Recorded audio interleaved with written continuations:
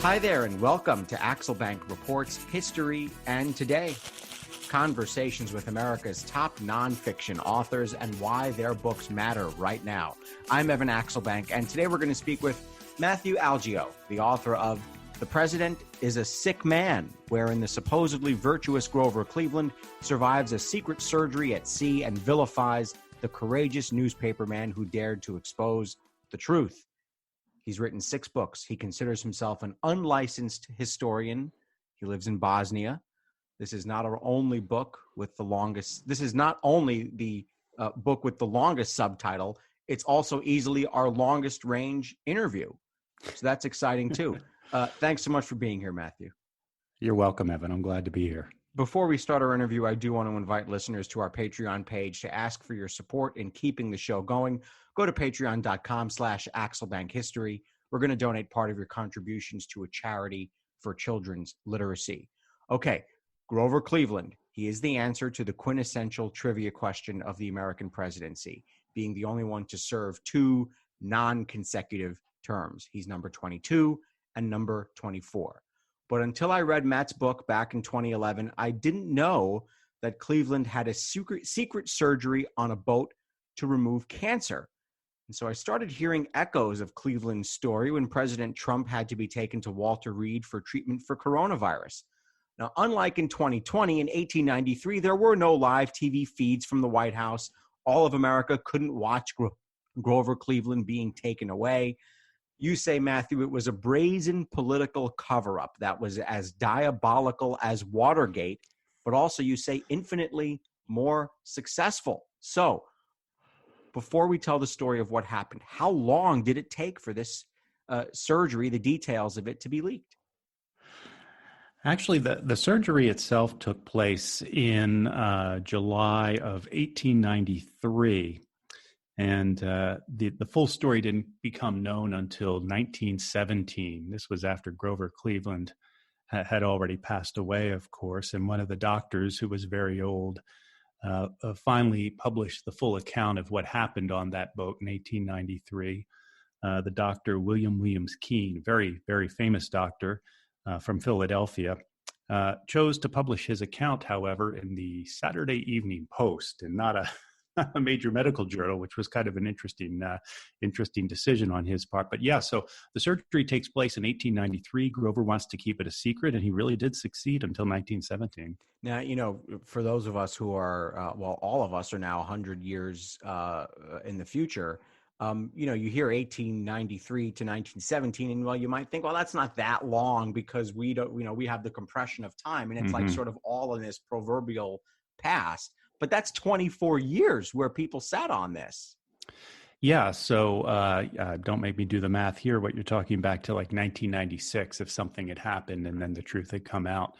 And of course, as I said, Cleveland was deceased at that time, and his wife, his widow, allowed the doctor to go ahead and finally publish the account of this operation. So it was a long time. A lot happened between 1893 and 1917. You're really talking about the transformation of the American presidency, McKinley, the Spanish-American War, Roosevelt comes in, World War I begins. So a lot happened between 1893 and 1917 when this finally came out. It must have seemed like very old.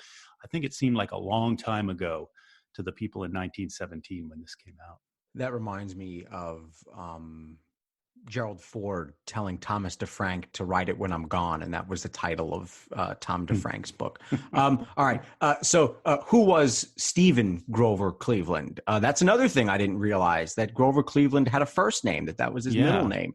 Our only Stephen president, I think. Right, only president named Stephen. He's also the only Grover president. He reminds me a lot of the people I know from Buffalo today, with all due respect to the people I love from Buffalo. A burly guy who loved beer and found his way into serving the public. Right. I have no doubt he would be a very big Bills fan if he was around today. And he was born in Caldwell, New Jersey. Actually, his father was a Presbyterian minister, but as a young man, he moved to Buffalo. He studied law. Never went to college. He read law, as people did back then. And he was a bachelor. He was born, I think it was 1839. So he's really like, into his 40s. He's single. He lives alone in Buffalo in an apartment. He likes to drink beer and smoke cigars. He likes to hang out in the saloons that line the streets leading to the docks on Lake Erie. And he gets summoned. He's a Democrat, which is kind of unusual in Buffalo at that time. And the Democrats needed a candidate to run for mayor in 1881. And so actually the election was in 1880, but he kind of got drafted into this reluctantly. Everybody liked him. He had a very good reputation. He was one of these people that he wasn't really a natural politician, but he was very gregarious, I think, and people liked him. He knew everybody. He'd been a lawyer for years, and so they asked him to run for mayor, and he won. He ran against a very corrupt administration at the time, so he was elected mayor of Buffalo in 1880. Governor of New York in 1882, and president of the United States in 1884. So, in the space of 4 years, he went from a guy drinking beer in a saloon in Buffalo to Washington. The first time he'd ever been to Washington was when he stepped off the train for his inauguration. So it was a fairly meteoric rise for him.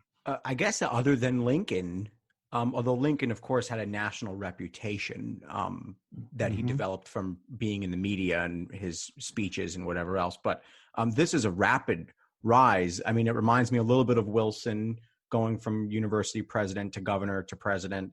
But I'm trying to think of other presidents. I guess it's Gerald tough. Ford, maybe. I mean, yeah, but he was in Congress for so long. I think about so Cleveland was elected in 1884. If you go back to the last election before a president was elected, 4 years, basically nobody had ever heard of Grover Cleveland 4 years before that election. I mean, it's really, Trump in a way, but everybody had heard of him, obviously, although he didn't have any political resume, really. It's really hard to find somebody who in the space of really 4 years went from obscurity, minor local celebrity, to president. It was kind of astounding.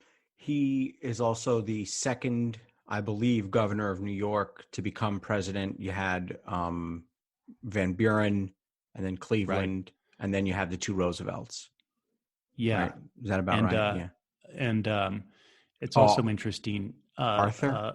No, he wasn't. He was never governor, controller of the collector of the port. Millard Fillmore was also from Buffalo.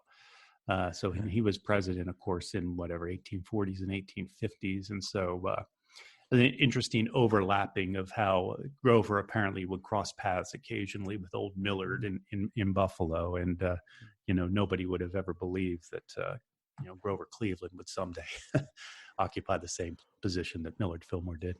One of the great things about your book is that it's also a story of where America was in the 1880s and 1890s. Explain where America is, what's going on, the fight over silver, and this becomes part of the scandal and everything. So just explain that. Yeah. It's hard sometimes. I think, Grover isn't very well remembered and when they do these rankings, he's somewhere, middle to lower tier. I think one of the problems that Grover had is that's the major issues of that day do not resonate with us today. You've had tariffs and you've had the gold standard. And I will not bore the fine people who listen to your podcast with a long explanation of the debate between gold and silver. But trust me, at the time, money was backed by gold. And as more silver was discovered in the West, and as the new states joined the Union from the West, Wyoming, Montana, 1880s, Washington State, the representatives from those states began advocating for silver to also be monetized, for paper money to be issued based on how much silver the Treasury has. That was bimetallism. So you had the gold standard, you had the silver rights who wanted gold and silver. Grover was an old school conservative, Eastern pro-business Democrat. He believed in the gold standard 100%.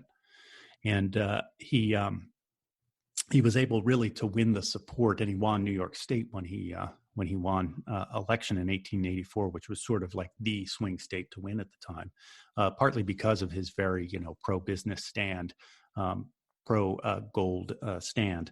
In 1892, then he lost re-election, of course, in 1888, although he did win the popular vote. And then in 1892, he wins the White House back. So in 1892, it's really become a hot button issue, gold versus silver. Cleveland wins the Democratic nomination, although a lot of Democrats didn't like his position on this issue. All the Democrats in the West and the South, they wanted to have silver also be a currency. And so what they did is they tacked on this vice president. Adlai Stevenson was his name. He's the grandfather of the future presidential candidate. He was 100% a silver guy.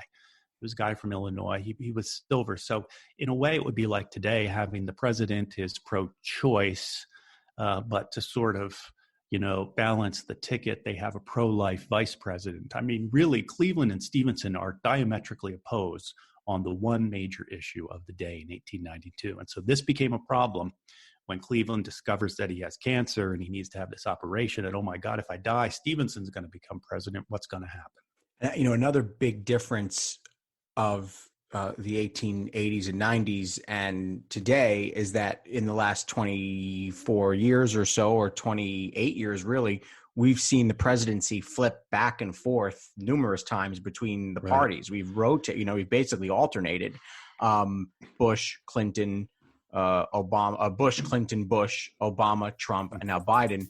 Back then, it was Republicans ruled the roost until Grover Cleveland.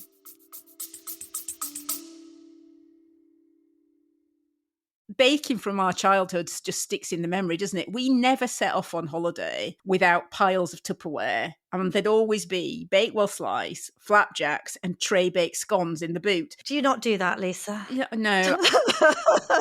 Sadly, I do not stack the Tupperware in the back of the car when we go off on holiday. Oh. Welcome to Small Ways to Live Well, a new podcast from the Simple Things magazine. Season 2 is a pick-me-up tonic that helps us make the shift from winter to spring. A 6-week suggestion box full of things to note, notice and enjoy about the season. Search for Small Ways to Live Well on your podcast app.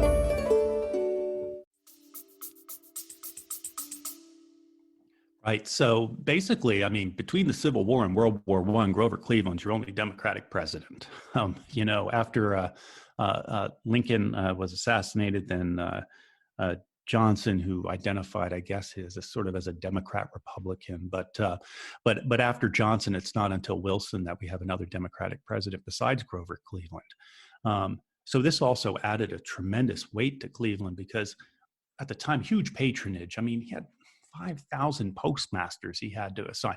And the Democrats didn't have a structure at the executive level, a big national structure to do something like this. So this, again, was a thing that really wore down on Cleveland was the office seekers. My God, the office seekers. And so it's finally a Democrat. Yeah. Right. So, and he has got to now fill all of these, all the Republicans, they just carry over what the last guy did. It's not a big deal. Here, you got to fire everybody and bring new people in. So again, when Cleveland, I think that's one of the things that really added to the stress that Cleveland was feeling when he took office. And also, now we're talking about 1893 in March when he takes office, huge economic downturn. Reading Railroad had gone bankrupt. And that led to a panic, the Panic of 1893. And it's interesting, I talk in the book a little bit, the railroads were almost like the internet. They were overbuilt. Everything was overbuilt. It was a bubble. There were competing lines between Pittsburgh and Philadelphia. You don't need 3 rail lines between Pittsburgh and Philadelphia, this sort of thing. It was overbuilt. And finally the bubble burst. Reading Railroad went bankrupt. All these industries that depended on railroads, from steel to timber to wire, they all, the dominoes fell. So it's a March of 1893. Cleveland comes in, all these office seekers. He's got the vice president who he doesn't really like, and the economy's crashing. It was really not a great time to become president. Another wonderful thing about your book is that you say that you're the first one to put this all into book form. So at what point did you realize this is a story that had to be told? And what sources did you find and use? So I guess I learned about the operation. I'm from Philadelphia originally, and there's a great museum in Philadelphia called the Mutter Museum, and it is How a do you spell it? museum. It's Mutter, but the U has an umlaut, so it's Okay. Mutter. And Mutter was the doctor's name that he, God love him for keeping the umlaut. Right. But it's a museum of medical history, and they've got the world's largest collection of objects removed from people's stomach, like pins and coins and stuff, things like that. People love to Um, collect things, no matter yes, who you're talking to. exactly. Everyone collects Some people something. collect butterflies, other people collect buttons that people swallowed accidentally. So this museum has got crazy stuff. They got a little piece of Charles Guiteau's brain, stuff like that. But they have the tumor. They have Grover Cleveland's tumor in a jar that was removed from his mouth. And I remember going there and thinking, that's incredible. That A, the operation took place, and B, they saved the tumor. And they have a couple of the instruments as well. Well, this doctor, William Williams Keene, who took part in the operation, he was the guy who actually saved the tumor and later donated it to the Mutter Museum. And he also donated his papers. And that was a gold mine for primary research. That was really what opened the door to this, that he had all the correspondence and he had written, oh my God, the guy could write. And he had done his memoirs for his family. And so that was really the gateway to realizing there's enough stuff here. So since we're talking tumors here, let's describe in the 1890s what is known about cancer, because that's a big part of this story, is how they're going to do this. And I do want to get to when Cleveland realizes something is wrong, but Right. Describe what's known about this really horrible thing. And I did write down what you called it, and I'm forgetting where I wrote it down. Well, but it ain't pretty, but you know it. Go ahead. One of it was the dread disease. The dread disease, that was it. Right. Yeah. And Cleveland, the tumor was actually on the roof of his mouth. And so he felt a little rough spot, a bump on the roof of his mouth. Well, Grant had died less than 10 years before, right? When did Grant die? 1880. It was actually during Cleveland's first term, 1885, I think. Yeah, but anyway, so Grant had died like 5 to 10 years earlier, and Grant had an oral cancer. He had cancer of the throat. And cancer at the time was just considered a death sentence. I mean, it was considered incurable. That's why they called it the dread disease. The newspapers wouldn't even say the word. It was the disease that no doctor names. So the prognosis was not good. First of all, just from a strictly medical standpoint. And then so politically, it was also not good because people would just consider you a dead man if they knew you had cancer. And that's what Cleveland really feared, is that with the country in such turmoil, the economy, basically spiraling into a depression. It was the worst depression in American history to that time. That if people knew he had this death sentence hanging over his head, that it would just make the panic even worse. So yeah, cancer was really regarded as something to be feared, nothing but fear. When does Cleveland start to realize something is wrong, and how does he realize it? You said he was rubbing the roof of his mouth there. Right. And then I would just also add to that, he now realizes he's going to be on the list of presidents who are going to be hiding his illnesses. George Washington, Abraham Lincoln, Chester Arthur, Woodrow Wilson, FDR, JFK. Of course, he doesn't know those last few yet, but anyway, go ahead. Yeah. So I guess I think it's in April or May that he first notices this bump on the roof of his mouth. It was on the left-hand side. It's where he chewed cigars. He loved cigars. He would often not smoke them. He would just like to chew them in his mouth. Yeah, it's kind of gross. Oof, but brutal. I'm making a face. He can see my face. Brutal. Yeah. But that's where this spot was. So he was a little worried about it. But as I said, he had a lot going on at the time. His wife was newly pregnant too. So the home life. That really had a lot on his plate, Yeah, right. and something on his palate, so he finally asked his family doctor, a guy named Joseph Bryan, a fairly prominent New York surgeon, to take a look at it. And Bryan finally looked at it in June of 1893, and he called it a bad-looking tenant. Again, the doctor not wanting to use the C word, and said that it should be removed as quickly as possible. And so that's when the plans were made for this operation to take place on his friend's boat. Would this have eventually killed him? Is this the type of cancer that could have spread and gone? Yeah, it's well, spoiler alert.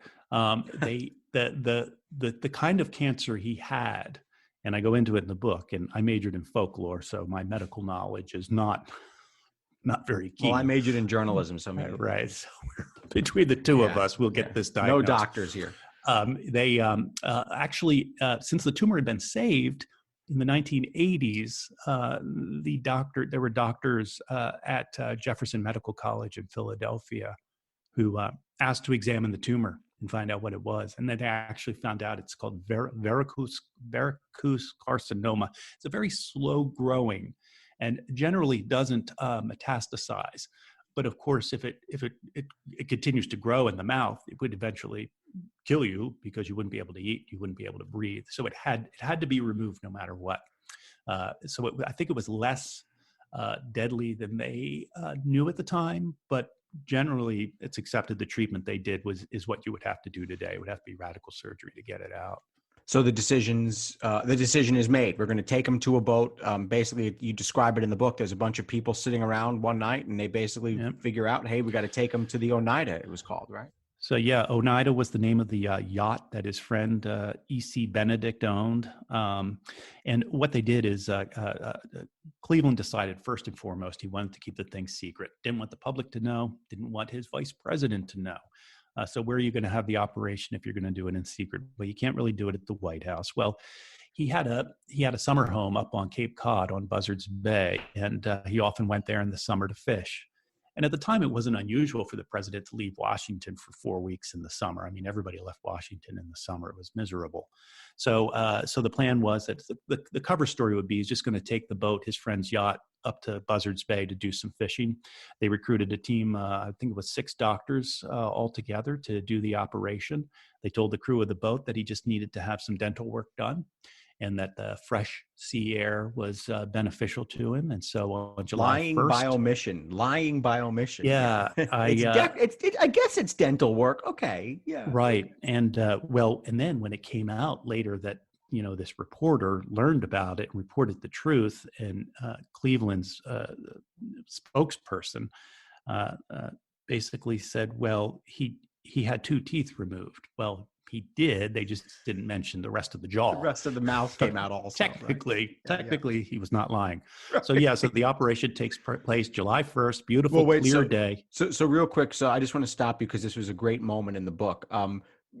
July 1st, 1893, describe what we would have seen if we could have been tailing Grover Cleveland that day and watch him leave the White House, because this was a fun part of it, the escape, Right. So he actually goes up to New York on the day before. So last day of June, 1893. What's June? Got 30? 30, yeah. June 30th. The doctors were all secretly assembled ahead of time on the yacht. And they all came from different piers, so nobody would be suspicious that a group of 6 doctors was going out to the president's boat. Cleveland takes the train up there. At the time, you had to actually get on a ferry in Jersey City and then take that across the river into Manhattan. The tunnels hadn't been built yet. And then he gets on the boat that night. The boat's still docked in New York. He has a cigar and chats with the doctors about the upcoming operation. They all sleep that night. Who knows how well? The next morning, the boat leaves, heads up the East River into Long Island Sound. And it's not until they get to Long Island Sound then that the doctors can begin getting ready for the operation and sort of be visible. They were afraid if anybody saw them from shore. The operation itself took place underneath in the saloon, they called it, just a cabin underneath. He was in a chair. They lashed the chair to a mast in the center of the room, put some pillows under his neck, and that's how they did it. Yeah, so describe the surgery a little bit here. At this point, we do know about antiseptic, much different than Garfield. Garfield was essentially killed because they didn't believe what Dr. Lister was saying. But now they do believe. Dr. Lister. What a difference 12 years makes, because 1881, not a good year for the germ theory. By 1893, and I will say that Keene, who was kind of the lead surgeon on this from Philadelphia, was a very he was not a, what do you call it, a Luddite. He was ready to adopt. He was not afraid to innovate. He accepted the germ theory. And he made sure that the saloon, everything was sanitized. They did have anesthesia. They had hoped to use nitrous oxide, just laughing gas, and not ether. Ether will really knock you out, but it's very dangerous. It's very explosive. And of course, they're in this tiny little room in a boat.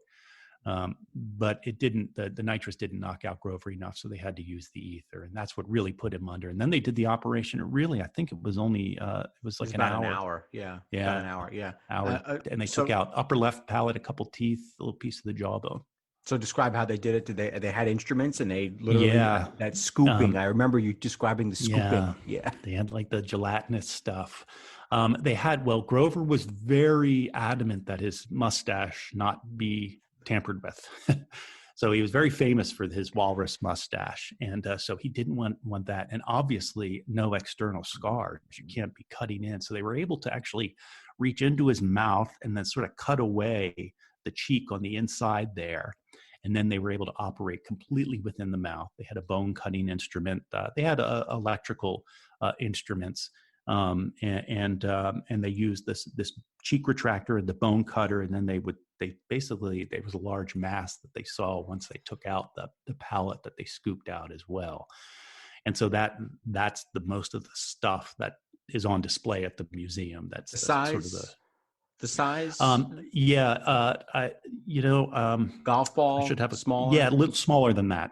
Okay. It's a little smaller than a golf ball. Okay. So, but there's 2 teeth on there too and stuff. So it takes up a pretty good space. So they put them back together, I guess, somehow, and then they bring them off the boat. They spend a couple days at sea until it took him a couple days to be able to walk. So 4th of July, 1893 comes and goes. The president of the United States is whereabouts unknown. All the reporters have gone up to Grey Gables to sort of hang out there while the president's there for the summer. And they're like, where's the president? He's out fishing. He's just out fishing. They finally got him, but he was okay, recovered enough to be able to walk off the boat under his own power. Grey Gables was a big estate. They kept the reporters back at the barn, so they were far enough away. And this reminds me of, remember how Reagan would get on the helicopter and then be like, I can't hear you. I can't hear you. The reporters would shout questions and like, sorry, I can't hear you. Trump does that too. Yeah. I can't hear you. Sorry. And so they did that with Grover. He was like far enough away they could see him walk in, so everything seemed fine. But obviously he couldn't speak. He had this huge defect in his mouth, a huge cavity. They recruited what is a prosthodontist? It's a guy that makes prosthetic devices. For your mouth. And he fashioned from a piece of vulcanized rubber, basically a hockey puck, molded it to fit the cavity in his mouth so perfectly. It clipped onto 2 of his teeth, and it clipped up in there. And when that was in place, his speaking voice was completely restored. You would never know. And he wrote a very, very effusive letter to the dentist who did this Obra tour, I think it's called, and thanking him for it, because it really did it. Without that, the cover-up's impossible. His speaking voice would be forever altered. Did Cleveland? Go ahead. Yeah. No, I was just going to say, once this was in place, and then Cleveland goes back to Washington, I think in August, and gives a speech at a doctors' convention of all things, and nobody can detect. There were rumors, that he had been ill, but nobody detects anything different in his voice, and so that's sort of what helped keep the ruse. Did Cleveland intend for this to be secret until the end of his administration, until he died, forever? Yeah, I think he intended it to be secret forever, as long as he could keep it secret. Even though he wrote that letter he never thought at some point the doctor might put this on a wall somewhere, or the doctor's grandson or something like that? I guess so. It was a little different back then. I think he expected confidentiality among the doctors. And this gets into the central question of, the responsibility that the doctors have is ultimately to the patient, to the president. It's not to the people. We don't have a right to know. And so I think Cleveland really believed in that. Although one of the doctors did eventually, sort of leak the story, and that's what led this reporter to publish the story. Yeah. So we're up to E.J. Edwards now. Let's talk about E.J. Edwards Yeah. and how he gets this scoop. So there were rumors going around that something had happened to Cleveland, that he was sick. Like I said, they said, "Oh, he just had a couple of teeth taken out. He has a dental problem." The dentist, a guy named Hasbrook, he had to leave the boat early and went back to New York. So he was a little bit out of the loop on what the plan was. And E.J. Edwards, who was a reporter for the Philadelphia Press, based in New York, went to Hasbrook and basically told Hasbrook, that he had learned that the president had this operation, and would Hasbrook confirm it? And Hasbrook said, "Well, the information you have is accurate." So I think E.J. Edwards sort of, didn't really trick him, but again, wasn't 100% completely honest. He was basically reporting a rumor as fact, and then Hasbrook accepted his saying it was a fact, and then confirmed it. And so Hasbrook sort of became the bad guy in all this, but it didn't really matter because Edwards reported this in the press. Cleveland denied it. His press, the press office, his representatives, his cabinet, everybody denied it. And Cleveland had a reputation for honesty. I mean, one of his nicknames was Grover the Good.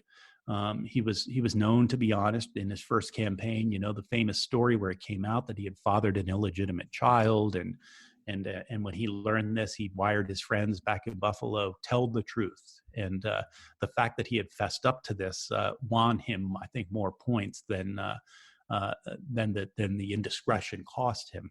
So Cleveland had all these chips, sort of the honesty chips, that he all cashed in on this big lie.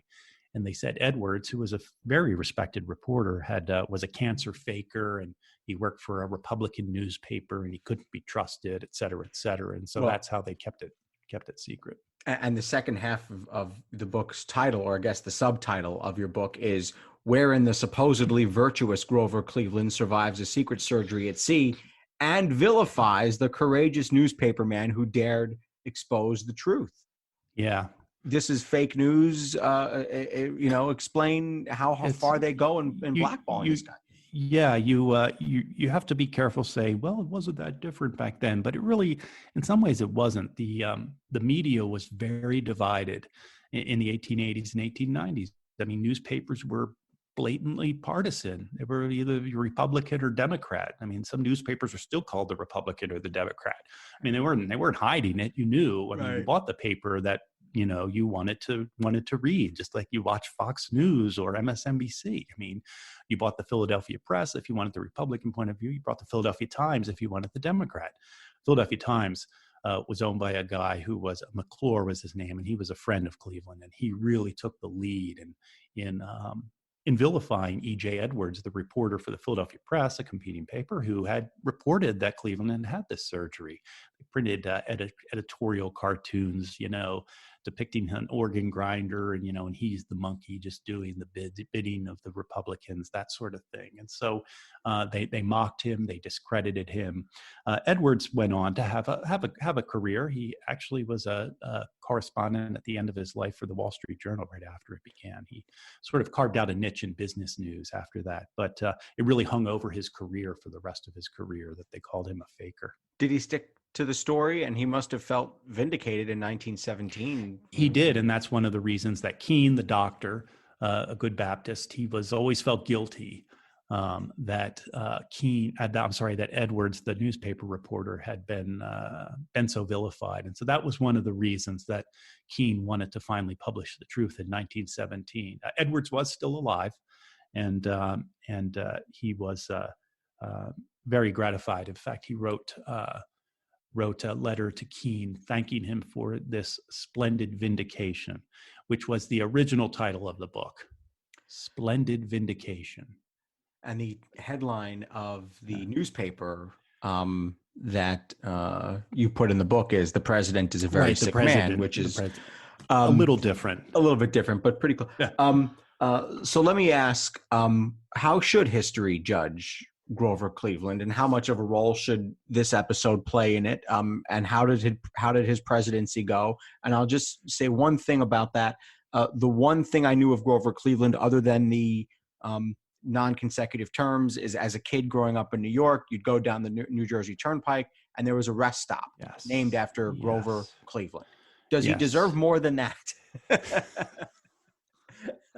I have a soft spot for Grover. I think in a way he was a man out of time. I think he might have made a better president in the 1830s or 1840s than the 1880s and 1890s. I think the country was changing. It was getting so big. It needed a really boisterous, strong executive, which we got then with Roosevelt. But Grover Cleveland, his claim to fame was that he vetoed more bills than any president in history. Roosevelt finally beat his record, but Roosevelt had more than 3 terms. So when you do it prorated, Grover is still number one. He saw his job, his function as the executive is to stop bad legislation from being passed. And at the time, Congress was sort of the superior branch of government in a way.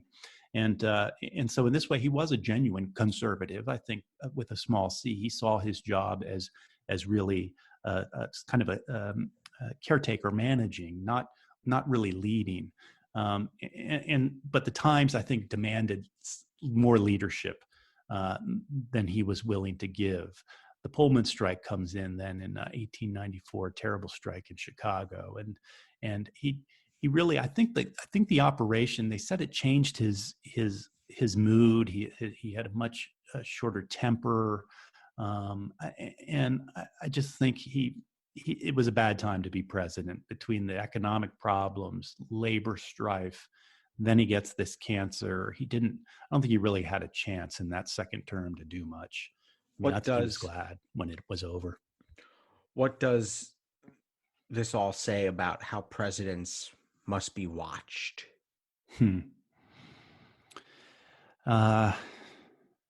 It goes back to that fundamental question of what we have a right to know and what they have a right to keep us from knowing. Theoretically, the Air Force One has an operating theater. The White House has an operating theater. I don't think you could do a radical surgery like this, but you might be able to get away with something else. That's why I thought that President Trump had to go to Walter Reed. There's a lot. You can get first-class care in the White House. So if they have to send you to the hospital, it must be pretty bad. But to answer your question, I think all presidents must be watched very carefully. What further parallels did you see with this? Did the bells start going off in your head as you're watching a president being taken from the White House and saying, this is just like Grover Cleveland, or it's not just like Grover Cleveland? Right. Or maybe a little bit of both. Yeah, it's funny. And in the book, I go into some of the other things, and you mentioned Harding, Kennedy, Wilson.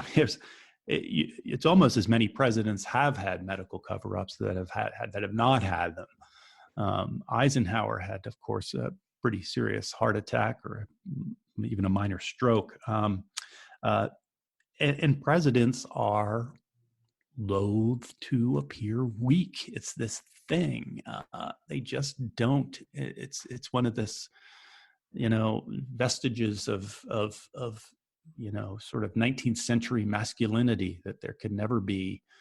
Look, Jimmy Carter kind of couldn't finish the marathon or whatever, and people were making fun of him. So it's the kind of thing that presidents just hate to admit to a shortcoming, especially some kind of ailment like this. And I think, they probably always will. So it's really a tough question. What do you do? Maybe make a commission that has a right to know? We have is it the 25th Amendment, where if the president's incapacitated, that the cabinet can, but you're never going to find a cabinet to do that. I mean, there's just really no independent way to verify that a president is healthy and competent. I have asked Washington scholars how they would redesign the Washington Monument, because there's always talk about whether it's the right it's the right image to have of our first president. I would probably ask a similar question of a Lincoln scholar, although I haven't had to yet, but I think the Lincoln Memorial is generally accepted as being a pretty fitting tribute to the 16th president. I do want to ask if there was going to be a Grover Cleveland Memorial designed by you, Matthew Algeo, what would it look like? What would it have? Where would it be? There's a nice statue of Grover in Buffalo, and he's buried in Princeton. I would say this: I would put him behind a desk. If I was going to do a statue, I would put him behind a desk. And one of my favorite pictures, I think it's in the book. His desk looks like my wife's desk right now, but it's just like piled high with like stuff everywhere. And you can't imagine how much real actual paper they used back then, and how many times a day he had to sign his name. He had to sign every postmaster commission. So anyway, I would put him behind a desk, and I would do it in Buffalo. I think Buffalo needs to embrace Grover Cleveland a lot more than they have. I don't know, it's going to turn into a, major tourist attraction, but it can't hurt. I'll go. Yeah, I'll go too. Would it be inside or would it be visible? Would it be in a museum or would it be visible to the public? No, I would put him out. I would put him outside. in the park. Yeah. I'd put him on the street where all the bars are. On Delaware. Yeah, I agree with that. Yeah. And and I'm sure like people would rub his mustache, and all the bronze would come off, like that'd be shiny and stuff. You get the wing sauce all over him. Yeah, there you go. Yeah. No, that would be nice.